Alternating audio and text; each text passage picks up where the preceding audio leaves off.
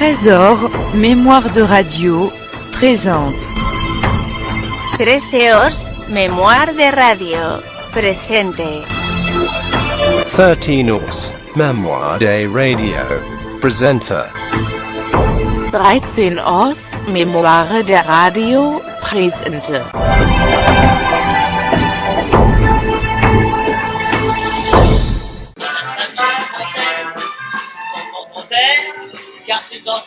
Toutes ces antennes qui vous amènent votre petite provision d'histoire et de chansons, comme le chante Marcel Amont, nous permettent quelquefois de voir à la télévision quelque chose que nous n'avions jamais vu et que nous ne reverrons jamais plus.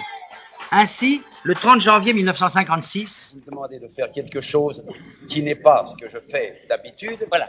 J'ai pensé qu'une chose serait assez touchante quand j'avais 11 ans, quand j'avais 10 ans et demi, et que j'allais écouter les grands artistes de cette époque-là à la galerie de l'Eldorado, à la galerie de l'Alhambra et à la galerie, la troisième évidemment, de la Scala.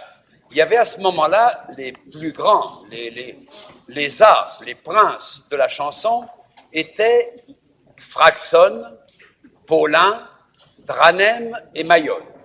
Fraxon était un Belge qui avait fait d'abord une carrière à Paris. Il était un grand compositeur et un grand parolier et un grand interprète. Il était chauve. Je vous explique à peu près comment ils étaient, n'est-ce pas ? Il était chauve et du derrière de la tête, il remontait des cheveux qu'il laissait pousser le plus long possible pour faire un genre de bandeau devant, n'est-ce pas ? Il était grand, il était maigre, il s'accompagnait au piano et il avait un truc extraordinaire pour aller à la pêche aux applaudissements. Parce que beaucoup d'artistes ont des trucs de ce genre-là, n'est-ce pas ? Quand il sortait et qu'il arrivait près de la coulisse, il avait une manière de regarder le public et de faire ce geste-là. Ça, de dire, je vais par là, je reviens, ou je fous le camp par là, vous comprenez ? Il faisait ça, alors forcément on criait là, et il revenait chanter une chanson. Alors je vais vous donner une très courte impression de ce que m'a laissé Fraxon dans le souvenir, dans une chanson très populaire à l'époque qui s'appelait « Je connais une blonde ».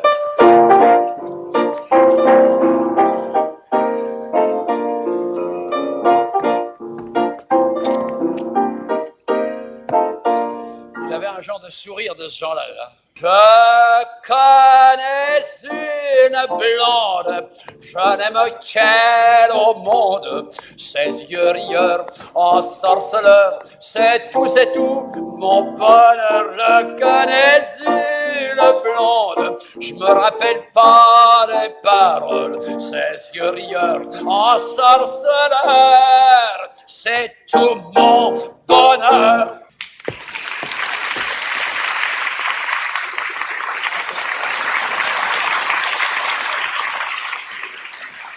C'était beaucoup mieux, mais enfin, il y a une idée, n'est-ce pas ? Il y avait aussi Paulin. Paulin était un très brave homme, un très bon homme, qui était un peu fort, qui était très doux, très fin. Il chantait avec des bananes.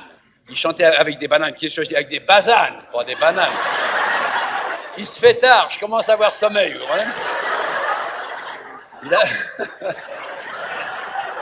Il avait des basanes bananes, n'est-ce pas ? Et alors, il était très lourdeau, très gentil. Enfin, je vais vous donner une petite impression de Paulin chantant « Le petit objet ».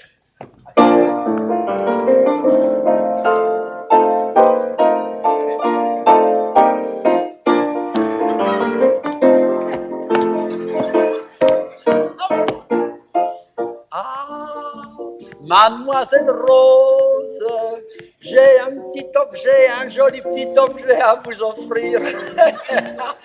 C'est quelque chose qui vous fera bien plaisir.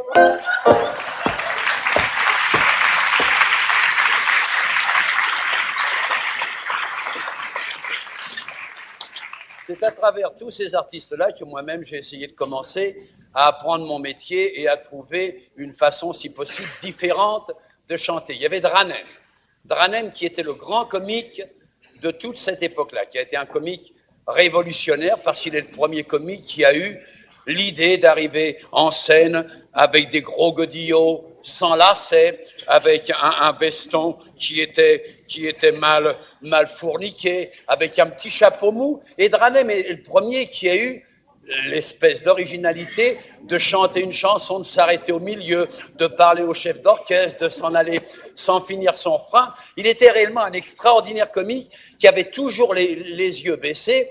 Il était un peu quelque chose comme notre très charmant Bourvil maintenant. Je vais vous imiter, enfin donner mon souvenir de Dranem chantant une chanson qui s'appelait Le Beau Môme. Alors il a les gros godillots, il a son machin comme ça, enfin Dranem.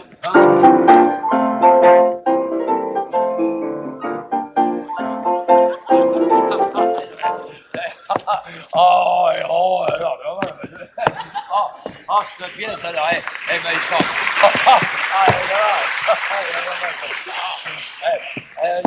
Je suis beau môme, mon chic en paume. Les coupures de mes habits, j'ai du dans cette pièce, alors. C'est une chaussette. Et voilà, je change de pied les jours de fête. Oh, mesdames, jetez donc un regard sur mon... Oh, merde, alors, voyons.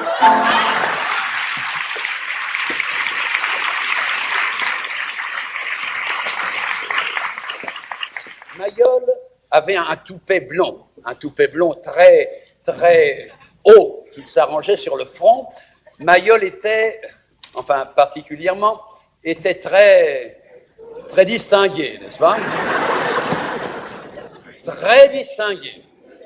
Énormément distingué, n'est-ce pas? Mais gentiment distingué. Et à cette époque-là, vous savez, quand un chanteur était de ce genre de distinction, n'est-ce pas? C'était assez sensationnel, n'est-ce pas? C'est venu à la mode par la suite.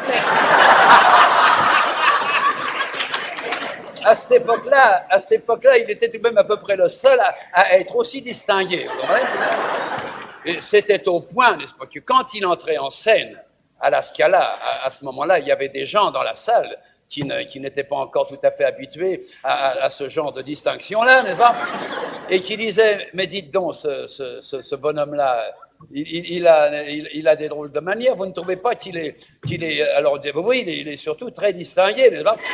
Et les gens disaient, mais enfin tout de même, ça ne devrait pas être permis, ça ne devrait pas être permis, et puis si, et puis ça, et tout d'un coup Mayol chantait, et les personnes qui avaient été les premières à essayer de critiquer avant de l'entendre, était absolument prise sous son charme parce que Mayol était adorablement charmant et je vous dis très humain, même avec tout ce genre de distinction-là. Alors je vais vous donner ma petite idée de Mayol chantant une chanson très populaire à l'époque et qui s'appelait Viens Poupoule. Alors une idée de Mayol chantant Viens Poupoule. C'est distingué, non? Viens Poupoule, viens, ce soir je t'emmène où? À la cabane bambou, Viens Poupoule, viens, et l'on chante plein d'entrain, la polka des tremplins.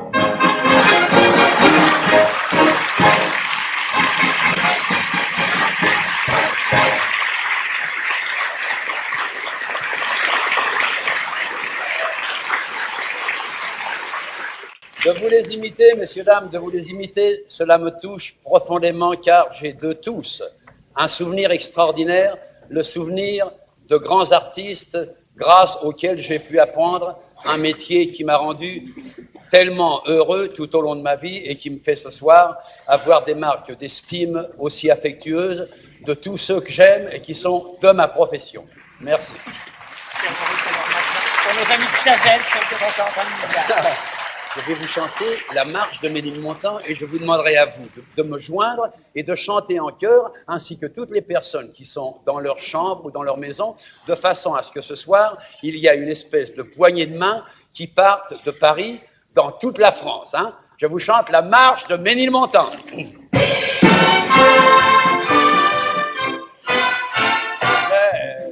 Car Ménilmontant sont toujours remontants, même en redescendant les rues de Ménilmuche. Ils ont le cœur ardent, le cœur et tout le restant. Quand qu'ils s'en vont, chantant, mais ils montent, s'il vous plaît.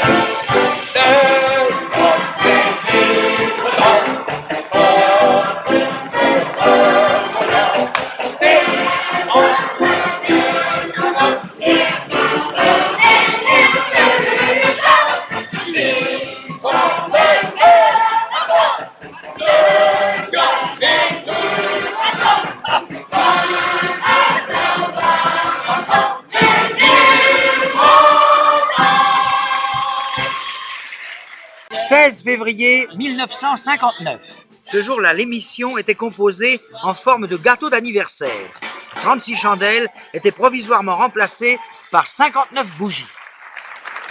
Bonsoir mesdames, bonsoir mesdemoiselles. Bonsoir, messieurs. Eh bien, par un heureux concours de circonstances, il se trouve que ce soir, pour la première fois depuis des années, notre émission du lundi tombe un 16 février. Or, je ne sais pas si vous le savez, mais monsieur Jean Nohain étant né le 16 février 1900, c'est ce soir, pour la première fois en votre compagnie, qu'il va entrer dans sa 60e année.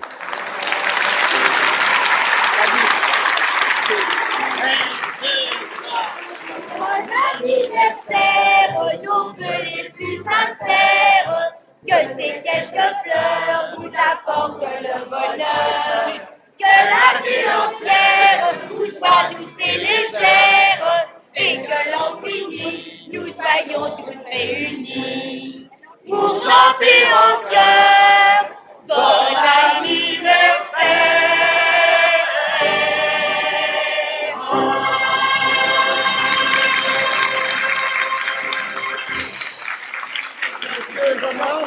Voilà un chœur que vous retrouverez assez rarement sur une scène de théâtre. Que vous êtes gentils, mes chers amis, chère Bourville, chère Guettari, Jean Raymond, Jean Richard, Madame Charpigny, Jeanne Chaussard, Anne Béranger, et vous, ma petite Michel. Chers amis, écoutez, je vous remercie de tout mon cœur. Vous savez, mes chers amis, ben c'est pas gai d'avoir 59 ans d'entrée dans sa 60e année. Non, c'est pas gai. Mais bien sûr, c'est une consolation qui me fait venir les larmes aux yeux. Alors, je vous remercie mille fois, tous et de tout mon cœur. Merci mille fois. Maintenant, on va faire un autre ménage. Oui. Allons-en, on s'en va vite. Au revoir. Alors maintenant... Bon anniversaire. Viens, ma Pauline. Viens, Au cours de cette émission, étant donné que c'est aujourd'hui votre anniversaire, je me suis permis de préparer à votre intention et à celle de tous ceux dont c'est l'anniversaire aujourd'hui et de tous ceux qui sont nés en 1900, 3 surprises. Alors, la première de ces surprises, je voudrais vous la présenter maintenant, c'est l'Ange Blanc qui va venir vous présenter en même temps que ses vœux notre première surprise de la soirée. Monsieur Jean Nohain.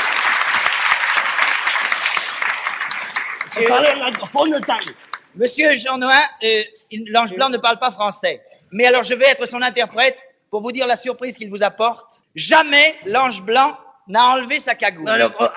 Et en l'honneur de votre anniversaire, il va maintenant retirer sa cagoule et révéler sa véritable identité. S'il vous plaît. Vous avez pas vu ma sœur?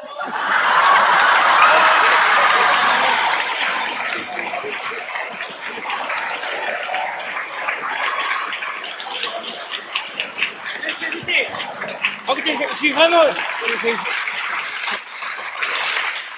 Parce qu'on m'avait dit qu'il était à Berlin, Fernand. Je t'avais dit qu'il était à Berlin, mais... Fernand, je m'excuse. Je sais pas causer quand j'ai pas C'est vraiment gentil, ça te fait bien plaisir. Non, je veux pas critiquer l'homme en blanc. Merci, monsieur Dominique. Je me permets de présenter avec vous parce que vous êtes bien sympathique. Je ne veux pas critiquer l'homme en blanc. C'est un fait, c'est un sportif.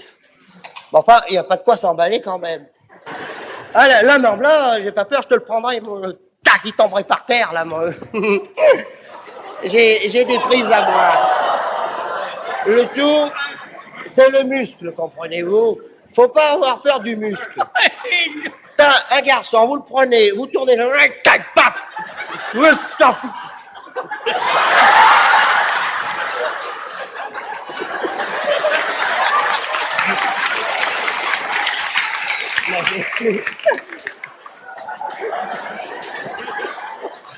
je passais dans le quartier, j'ai dit tiens, j'allais voir. C'est le vrai. Oui, oui. Ça se voit d'ailleurs. Ben, au premier abord, c'est qu'ils ont une licence, ils n'ont pas le droit de frapper quelqu'un qui n'est pas sportif. Voilà. Voilà. Non, vous n'avez pas le droit de frapper. Vous n'avez pas le droit de frapper. Pas que la... Ben, attention, si je ne me retiens pas, je vais te frapper.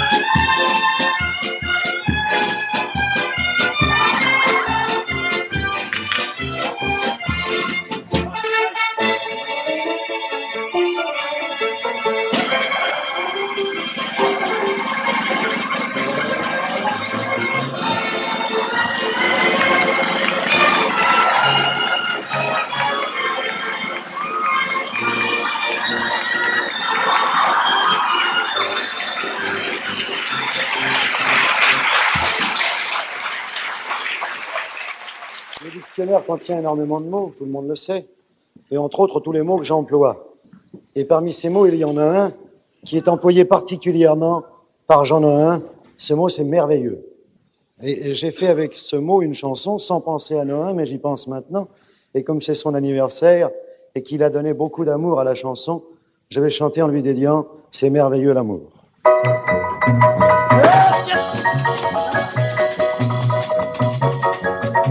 C'est merveilleux l'amour, c'est fantastique, c'est trop compliqué pour que ça s'explique. Ça va, ça vient, ça court, c'est lunatique. C'est merveilleux l'amour, heureux ou malheureux, c'est un dilemme qui pose aux amoureux plus d'un problème. C'est un jeu dangereux, mais quand on aime, c'est merveilleux l'amour. Ça crie, ça mène notre vie sur terre.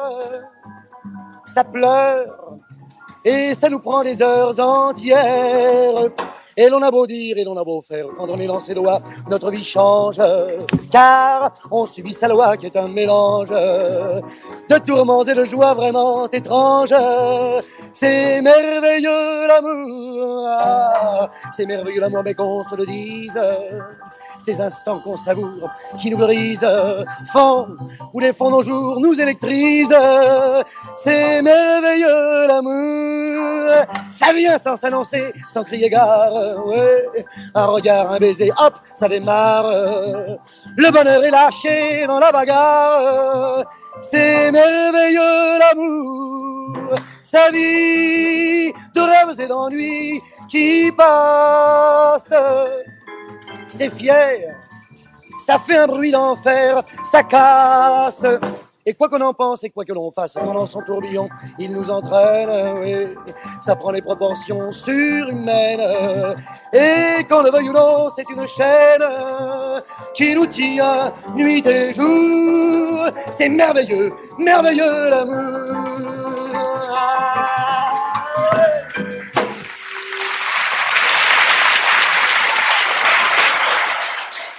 Cher homme de 1900, je voudrais vous présenter les jeunes en ce moment qui font la gloire du cinéma français. Quand vous êtes né, naturellement, ils n'étaient pas nés. Et quand ils sont nés, eux, vous étiez déjà, Monsieur Jeanlin, un personnage important et sérieux. Je voudrais vous présenter d'abord Alain Delon. Monsieur Alain Delon. Merci. Alain Delon qui représente, Plaisir. vous savez, Merci. au cinéma Quand la femme s'en mêle, Sois belle et tais-toi, Christine, et qui triomphe actuellement dans Faible femme et qui va tourner le chemin des écoliers avec Alain Michel Delon, Blanc. on est content de voir un jeune comme vous. Et Merci. puisque nous avons parlé des faibles femmes, voici une de nos faibles femmes, c'est Mylène de Mongeau. Mylène de Mongeau, Chère Mylène, quelle belle dame pour qui, mon vous le savez, anniversaire. a été dans Les Sorcières de Salem, dans Cette nuit-là, dans Sois belle et tais-toi, mais vous pouvez être belle comme vous l'êtes et parler, parce que vous parlez très bien, et dans Faible femme, bien entendu, et dans Le vent se lève, qu'on applaudit partout sur les écrans en ce moment avec Kurt Jürgens. Merci. Et enfin, je voudrais vous présenter celui qui a été une révélation dans Les Tricheurs, c'est Jacques Charrier. Jacques Charrier, Jacques vous êtes Charrier, gentil, merci. qui, en ce moment, réussit ce prodige de tourner 2 films à la fois. Il tourne Babette s'en va en guerre avec Brigitte Bardot, sous la direction de Christian Jacques, et Les Dragueurs avec notre ami Charles Aznavour, dont nous aurons l'occasion de parler dans un instant. Voici donc 3 jeunes du cinéma français qui, je vous le répète, sont nés bien après votre Alors, naissance. justement, je suis heureux de dédier à tous les jeunes, et en votre personne, et en particulier des tricheurs que vous représentez si bien, oui, de vous dédier un petit peu quelques aventures qui nous sont arrivées depuis 1900 à mes congénères et à moi-même. Si vous voulez bien vous asseoir. Car vous ne pouvez pas concevoir, vous qui maintenant vivez la vie d'aujourd'hui, ce que ça a été le 16 février 1900. D'abord, je voudrais vous montrer une rue en 1900, c'est assez curieux.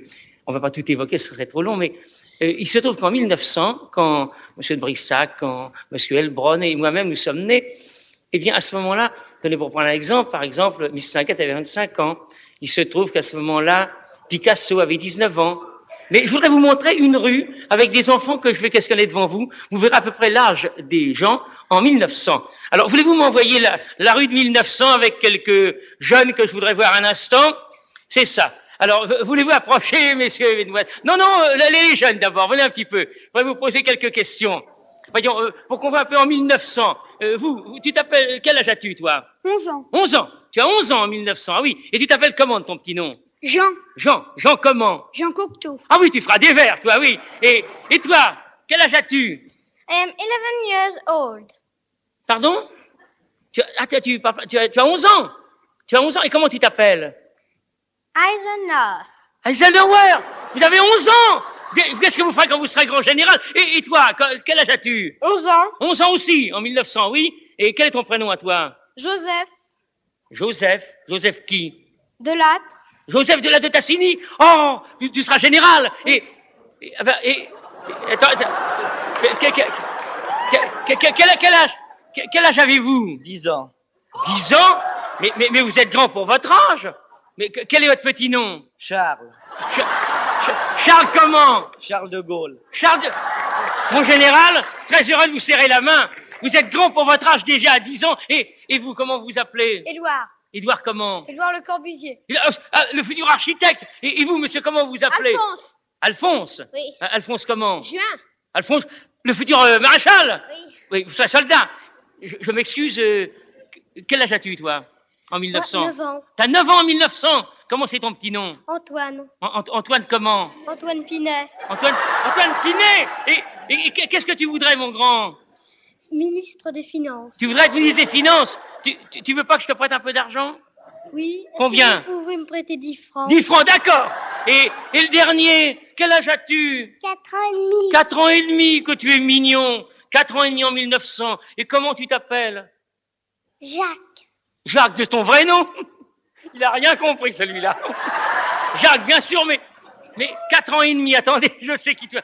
Comment c'est? Ça commence pas par Marcel? Ah oui, c'est ça, complètement paumé, alors lui. Là, monsieur, je m'excuse. C'est l'incident technique. Je vais me permettre de vous le présenter. Oui. Il s'appelle Marcel, Il est de Marseille, c'est Marcel Pagnol. Voilà, c'est Marcel Pagnol, 4 ans et demi. Eh bien, mes enfants, on vous souhaite beaucoup de joie à vous tous. Alors, merci d'être venus. Excusez-moi de frapper un instant à votre fenêtre. Je vous ai annoncé tout à l'heure 3 surprises. La première surprise, vous l'avez vu, vous a été présentée par l'Ange Blanc et par Fernand Reynaud. Et la seconde va vous être présentée maintenant par Georges Brassens. Bonjour Georges Brassens. Je vous serre la main, ça se fait beaucoup à la télévision et on est ensemble depuis un petit moment. C'est pour faire voir qu'on se connaît. C'est pour faire... Non mais en fait, je vous serre la main au nom de tous nos amis qui viennent d'entrer par la petite fenêtre de la télévision. Alors voilà, vous avez vu tout à l'heure vous-même sur notre récepteur d'ici la surprise de Fernand Reynaud. Et avant d'entrer en scène à Bobino, vous avez la gentillesse de réserver à mon père et à tous ses amis qui sont nés comme lui le 16 février 1900 une deuxième surprise. Alors qu'est-ce que c'est que cette surprise ? Bonjour Jean Nohain, je n'ai jamais caché qu'il y avait un goût particulier pour vos chansons. Alors à l'occasion de cet anniversaire, j'ai voulu vous en chanter une de celles que vous avez écrites avec Mireille avant la guerre. Vous avez peut-être oublié d'ailleurs, elle s'appelle La plus ceci, la plus cela. Merci. Nous sommes quelques-uns à regretter d'ailleurs que Jean Nohain n'en écrive plus. Ça commence toujours ainsi, quand un monsieur vous fait du plat. Il dit, c'est vous la plus ceci, la plus ceci et la plus cela. Il vous traite de chou farci et de canard en chocolat. Puisque c'est vous la plus ceci, la plus ceci, la plus cela. Et patati, patati, patata, et des repatati, et des repatata. Il voudrait acheter la lune pour vous l'offrir dans un papier. Mais en attendant sa fortune, il la dépose à vos 2 pieds. Avec un hôtel à Passy et des manteaux de chinchilla. Puisque c'est vous la plus ceci, la plus ceci, la plus cela. Bientôt le monsieur se durcit et de l'amour voici le glas. Vous n'êtes plus sa plus ceci, sa plus ceci, ni sa plus cela. Le monsieur fronce les sourcils, la vie devient un pugilat. Et c'est la fin des choux farcis et des manteaux de chinchilla. Ce sont des cris, des pleurs sans résultat et des repatatis et des repatatas. Le monsieur part pour l'Inde anglaise. Adieu, bonsoir, bon débarras. Au bout de 15 jours ou de 16, un autre vous ouvre son bras et vous oubliez vos soucis. Regardez les beaux yeux qu'il a. Il dit, c'est vous la plus ceci, et d'ailleurs c'est très bien ainsi. On remercie de tout cœur pour sa bonne confraternité si affectueuse. Oui, Georges Brassens, pour qui j'ai tant d'admiration, j'allais dire depuis ma naissance. Heureusement pour lui, non, bien après. Non, merci de tout cœur, cher Georges Brassens, si vous m'entendez, du plaisir que j'ai éprouvé en entendant une vieille chanson que j'avais écrite avec Mireille, interprétée pour la première fois par vous. C'est le plus joli cadeau d'anniversaire qu'on pouvait faire à celui qui, dans les chansons, a trouvé tant de consolation à quelques autres soucis. Dans un instant, notre émission va se terminer. Mais auparavant, monsieur Jean Nohain, il y a quelqu'un qui voudrait vous apporter un petit sourire d'anniversaire. Bon anniversaire, Jean. Je sais que vous êtes un homme très occupé, que vous n'avez pas souvent le temps de dormir. Aussi, pour vos rares moments de repos, je vous souhaite des rêves remplis de sourires féminins. Et d'ailleurs, pour plus de sécurité, je vais dormir tout de suite pour vous.